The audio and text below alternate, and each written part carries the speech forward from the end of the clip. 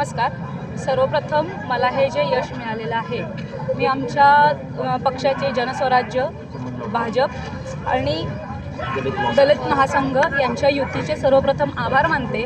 आमच्या मलकापूरच्या सर्व नागरिकांनी दाखवलेलं जे प्रेम आहे त्याच्याबद्दल मी त्यांचा आभार मानते. आणि गेल्या पंचवार्षिकच्या अपयशाचं म्हणाल तर तो घास माझा अगदी थोडक्यासाठी 3 मतांनी गेलं होतं.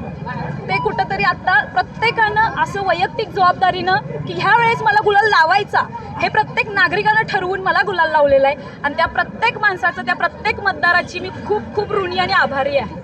पुढच्या काळामध्ये आपल्या विकासात्मक काय मनोदय राहील? मलकापूरच्या विकासामध्ये 100% योगदान हे मोठं राहणार आहे आमच्या पक्षाचं. त्यात मलकापूरचा चेहरामोहरा बदलण्याचा प्रयत्न केला जाईल. महिलांसाठी विशेष प्रोजेक्ट राबवले जातील, विद्यार्थ्यांसाठी नवीन सुविधा अवेलेबल केल्या जातील.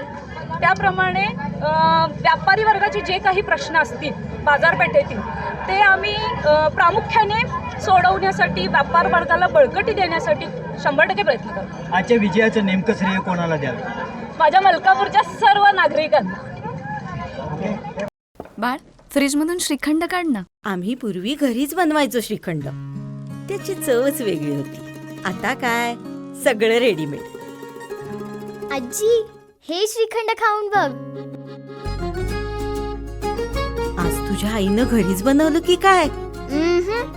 हे आहे गोकुळचं श्रीखंड. अगदी जिभेवर रेंगाळणार. जिभेवरच नाही तर मनावरही रेंगाळणार. गोकुळ श्रीखंड, मनावर रेंगाळणार.